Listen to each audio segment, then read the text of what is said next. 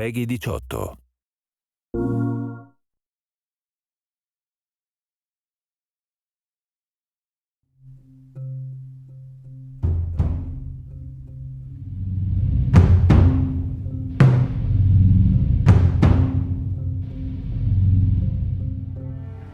We really want to make sure that there's that contrast between the negative space and then the high tension spikes. You need the exploration, you need the scavenging, you need something to say like, okay, I'm setting a certain tone and a patina here so that then we can contrast that with some stark like changes. We need the intensity to strike a different chord.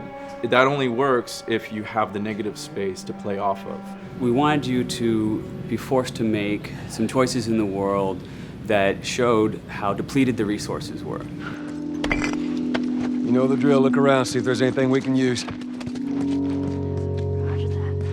And we really wanted to give you a reason to go explore this space. It's like, well, you need to look for supplies that will help you survive another day in this world. Throughout the world, the player finds all sorts of different pieces of items, such as rags, alcohol, bits of broken blades, bindings, and you can combine these together in different ways in order to create items that are useful for surviving in this world.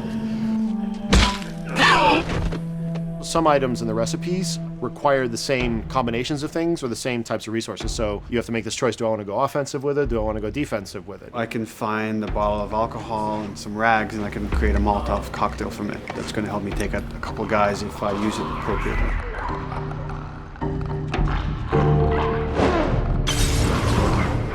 Or I could use those same ingredients and craft a medkit.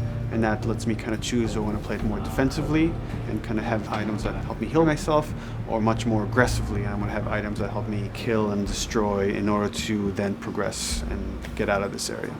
Molotov and medkit are not the only ones that have these interesting overlaps. You can craft a shiv out of a binding and a blade so that you can sneak up behind somebody and take them out more quickly and more quietly, or it can be used to jimmy open locked doors. So you are expending a binding and a blade in the hopes that there's going to be something awesome on the other side of that door. Or you could craft a melee upgrade. So you might have some nails that you've picked up or a pair of scissors or something. You're going to be able to use bandages and use these things to attach them to the 2x4. So now you've got a more powerful melee weapon. This is something you're going to be able to run and take down an enemy in a single blow.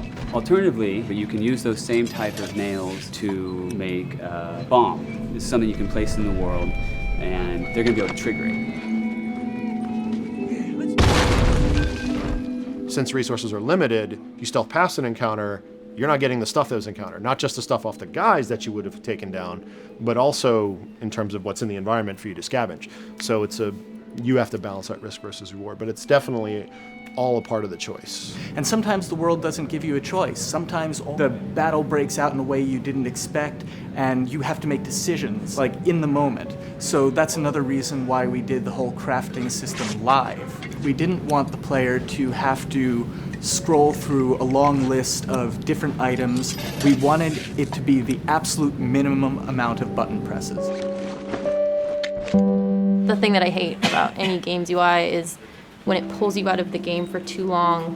So that was a challenge to reduce it all to like that half of a screen. And you want to see Joel. You want to see like what's going on around him and be aware of what's happening so you don't have an infected run up on you and start beating on you when you're crafting shivs and stuff. So we needed to make it streamlined and fast enough that you felt like you could take just that moment and be able to craft that thing that's going to mean your survival in the next 30 seconds or your failure to survive.